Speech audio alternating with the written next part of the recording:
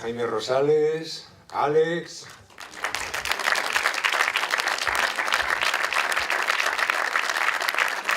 Jérôme qui descend aussi. Alors, il n'est pas descendre, donc voilà. On va faire ça entre hommes, et puis voilà quoi. C'est un film de femmes. ¿Dónde está Oscar? Que levante la mano. Sí, está arriba a la izquierda. Bonsoir. Ah, oui. Merci. Et puis on est étonné, on est ébahi, on est un peu. Il faut revenir à soi-même. Et moi, je vois tous les jours un film ou deux. Comment vous avez décidé de raconter une histoire fragmentée par chapitre? D'abord, c'est un grand risque pour un cinéaste. Et comment ça s'est éclairci dans votre tête qu'il faut le faire comme ça? Donc, du début, quand j'ai pensé au film et un peu le type de film que je voulais faire, j'ai pensé beaucoup au spectateur. C'est-à-dire que je me suis dit à quel type de spectateur je veux m'adresser, qu'est-ce qui peut l'intéresser. J'avais fait, quelque temps avant, des films assez durs, assez contemplatifs, assez exigeants, et je voulais pas faire un film si exigeant que ça. Je voulais faire un film un peu plus, voilà, un peu plus avec des surprises, avec des détournements, etc. Mais en même temps, je voulais pas renoncer à un spectateur qui est actif, qui a envie de voir des choses qu'il n'a pas tout à fait vues. Et c'est toujours cette question. Le cinéma, comme c'est une industrie très particulière parce que le spectateur et aussi nous, les créateurs, on doit faire des films qui ressemblent aux autres et en même temps qui se différencient des autres. Ça, c'est toujours la question. Et donc, je me suis dit, bon, si on casse la linéarité et en plus on met ces chapitres, il y a quelque chose de différent, il y a quelque chose qui va interpeller le spectateur. Et c'est comme ça que je suis arrivé à cette structure. Et j'ai toujours voulu que les chapitres soient comme ça. À un moment donné, les autres co-scénaristes m'ont dit « Pourquoi on n'écrit pas une version linéaire, simplement pour voir ce que ça donne ?» Moi, j'ai dit « Non, je pense que ça va pas, c'est pas dans l'esprit, ça va pas nous aider. » Et après, au montage, justement aussi, il y a eu un moment où la monteuse m'a dit « Mais pourquoi on ne fait pas un montage linéaire ?» Je dis « Non, ça non plus, ça c'est un interdit. » Mais par contre, Barbara qui est là, elle avait suggéré au montage de changer juste une permutation d'un chapitre par une autre. Et ça, je l'ai incorporé, c'est-à-dire qu'on l'a fait. Parce que le film faisait, dans le scénario, les chapitres, ça faisait, on commençait par le 3, après c'était le 2, après le 1, le 4, le 6, le 5, et ça finissait par le 7 qui est le final. Après, au montage, on a permuté le 3 et le 2. Donc, ça ne faisait pas 3, 2, 1. C'est devenu 2, 3, 1. Et après, comme c'était prévu, 4, 6, 5, 7. Bon, j'ai beaucoup aimé ce film. Vous Merci. dites que c'est un film qui n'est pas dur. Il est très, très dur. Et dans ces paysages magnifiques, comment peut-il y avoir autant de méchanceté? Moi, j'ai adoré la fin, ce sourire de Marisa Paredes, c'est magnifique. Le paysage n'est pas méchant. Le paysage, il y a deux types de paysages et il y a aussi deux types de personnages. Il y a un paysage qui est plus doux, qui est plus hospitalier, c'est le nord de Gironde, c'est un peu comme la Toscane. Et après, il y a le paysage de Madrid, c'est plus dur, et après, il y a aussi les personnages. Il y a un personnage qui est très méchant, qui est très cruel dans sa famille avec les autres. Mais il y a d'autres personnages qui sont positifs, comme le personnage que joue Alex, le personnage de Lucas. Et c'est un peu comme ça, oui, oui. Effectivement, encore, parce que comme je disais, Barbara, elle a beaucoup eu d'influence dans le montage. Quand on a tourné la fin, il y avait seulement un plan où Marisa souriait Et c'est vraiment ce plan que l'on a gardé à la fin, parce qu'il y avait ce sourire, pour finir avec un peu cette idée d'espérance, d'espoir, de changement. Moi, j'ai beaucoup aimé. Évidemment, le spectateur est surpris par beaucoup de choses, mais c'est justement là l'intérêt de... J'ai trouvé aussi qu'il y avait comme une interprétation théâtrale. Ça m'a fait penser à certains moments un peu aux tragédies grecques. Ce que je retiens, c'est que j'ai presque envie maintenant de le revoir, parce que sachant ce que nous savons, eh bien, nous serions en capacité véritablement de beaucoup plus profiter de toute la richesse que vous avez mis là-dedans. Voilà, c'est ça que je voulais vous dire. Écoutez, je suis là pour vous aider. Et les jours où ce film sortira en France, ce sera à l'automne ou en début d'année prochaine, on va remettre une louche avec ces films-là, parce que moi aussi je veux les revoir. Donc voilà.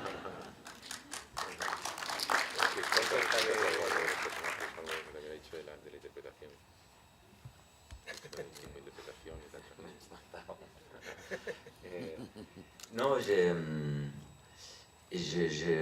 je regrette que vous avez eu mal à savoir comment ça se passe avec le personnage. Et quand je lis le scénario, j'ai reçu une des premières versions du scénario de Jaime, et 2 ans avant le tournage. Et j'ai trouvé cette structure fragmentée avec ces personnages qui étaient, comme vous disiez, un peu proches de la tragédie grecque. Et il y a des sujets qui sont typiques de la tragédie grecque. Il y a l'inceste, il y a aussi dans le montage, à la fin, cette musique qui est un peu comme un chœur grec qui accompagne après la scène, qui commente, qui dit comment ça s'est passé, prend une distance de la scène. Je crois qu'il y a plein de clins d'œil à la tragédie grecque. Et aussi, on a cherché de trouver une façon de jouer qui est proche, qui est quotidienne, qui est naturaliste, mais qu'il y a quelque chose du destin des personnages qui, eux, ils ne peuvent pas contrôler ce qui se passe avec eux. Il y a cette père injuste qui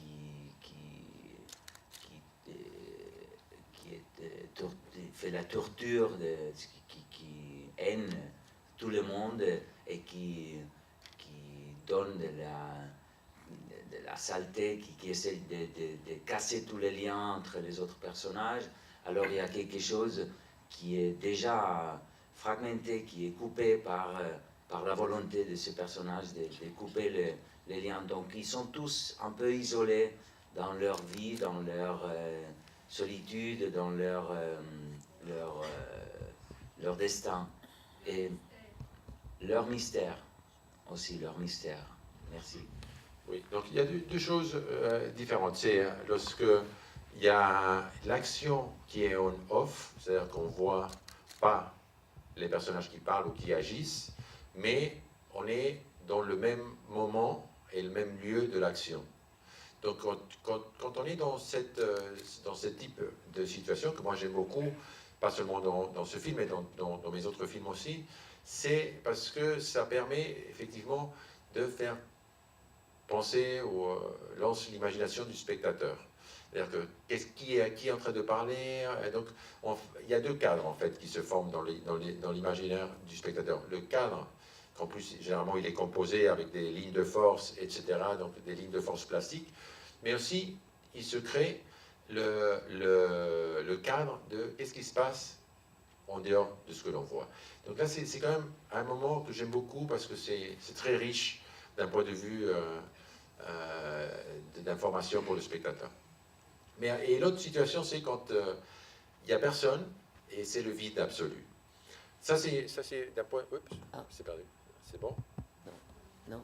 Bon, vous m'entendez quand même? ¿Qué has tocado? Nada. No toques nada. No es nada.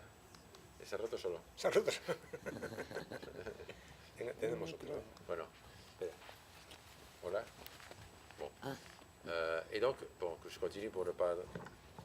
Et l'autre situation, c'est quand on est en vide absolu.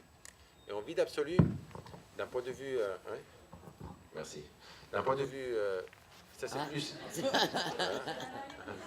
Et ça se casse, c'est la technologie, oui. Ça arrive. Et donc, ça m'a toujours obsédé le temps humain. Par exemple, maintenant, on est tous ici. Tous, nous avons notre vie et on emporte le temps avec nous. Vous, madame, vous irez chez vous, nous, on ira prendre un verre, je ne sais pas.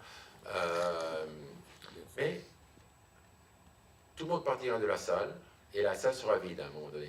Mais qu'est-ce qui se passe dans la salle? Pour moi, il y a du temps aussi. Il y a quelque chose qui est en train de se passer, malgré qu'il n'y a personne. Et ce sentiment du vide après que les gens sont partis, ça m'a toujours obsédé. Et je le montre souvent dans mes films. Cette idée du temps, il ne se passe rien du point de vue de l'action, mais il y a quelque chose. Il y a un temps, on va dire, peut-être métaphysique, je ne sais pas. Alors j'ai une question pour tous les deux, parce que ces films-là, il y a aussi le fait qu'il a travaillé avec des acteurs d'un registre absolument différent, comme c'est Marisa Paredes, toi, Barbara Leni, vous jouez tous de manière très différente, vous travaillez de manière très différente. Il y a un acteur non professionnel, je peux me limiter seulement aux 4 principaux, mais on pourrait continuer. Alors comment vous avez travaillé, vous acteurs, comment tu as travaillé ça pour que tout cela soit, qu'est-ce qu'on peut dire, homogène, pour que ça passe, que ça fasse un ensemble, que ça ne soit pas chacun de son côté.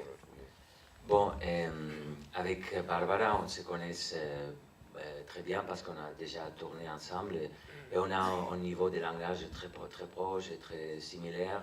Donc c'était plutôt facile de trouver la façon d'improviser. Et nous sommes aussi une génération de comédiens.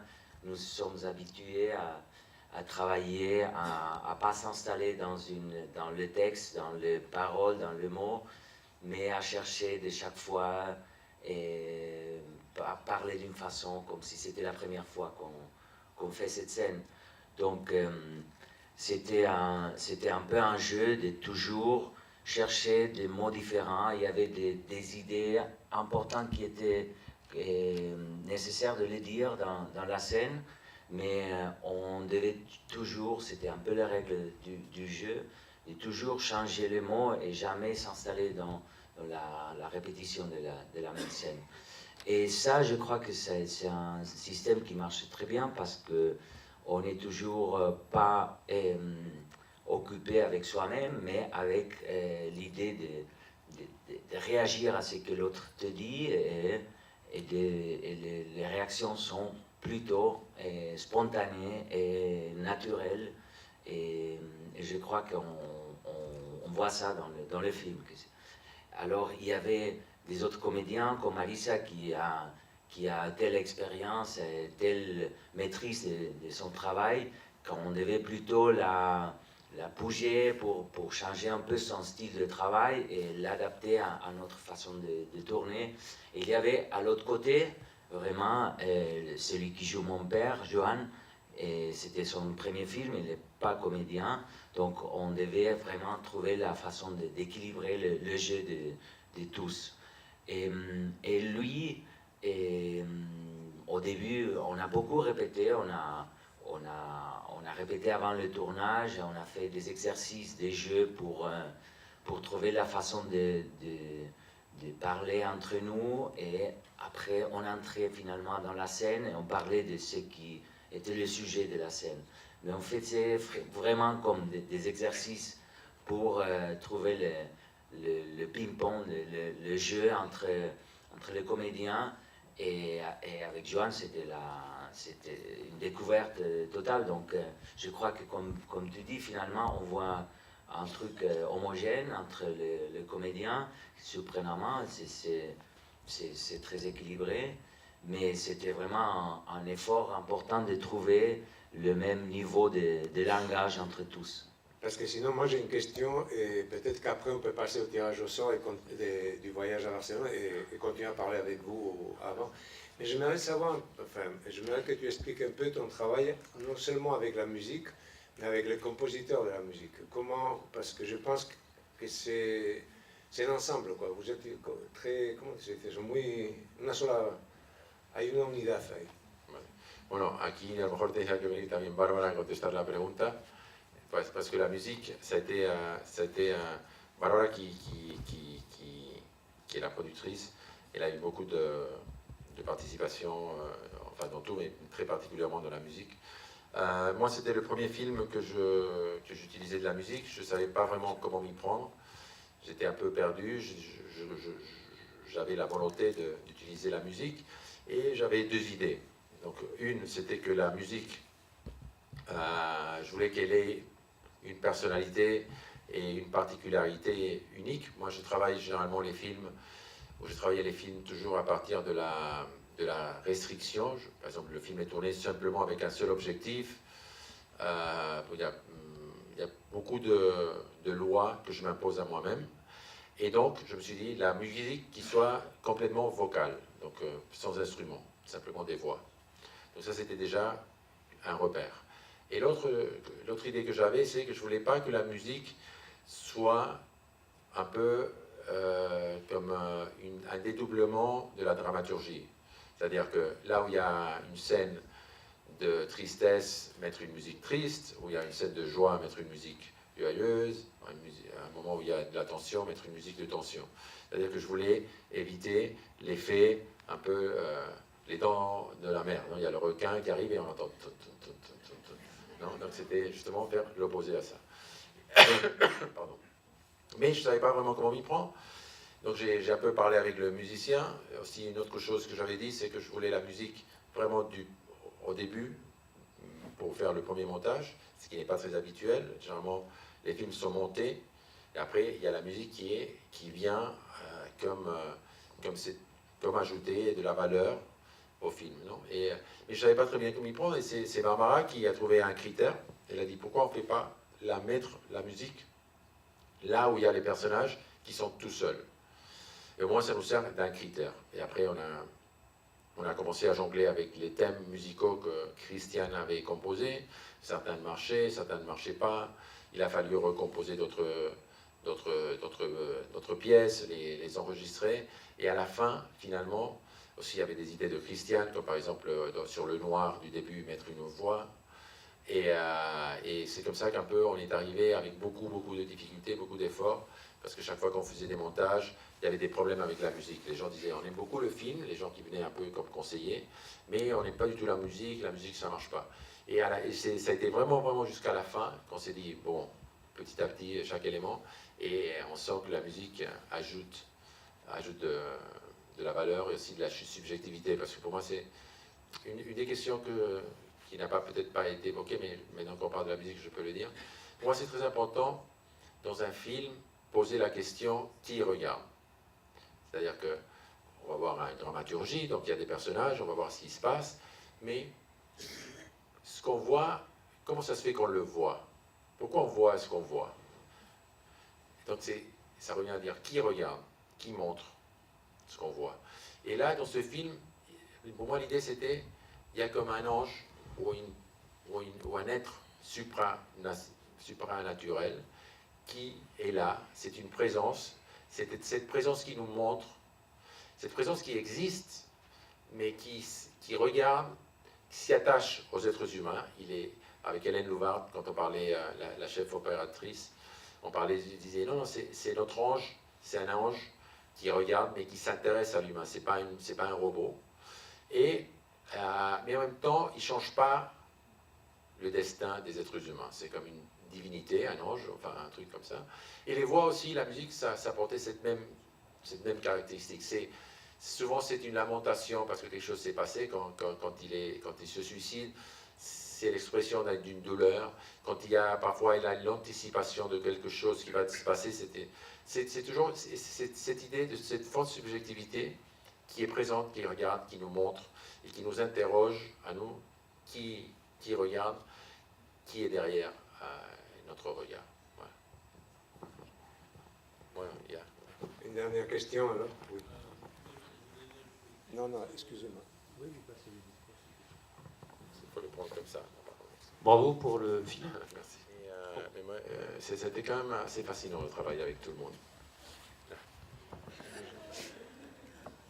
Écoutez, et si vous êtes d'accord, on va faire les tirages au sort. On fait toujours un tirage au sort. Vous souhaitez, vous voulez dire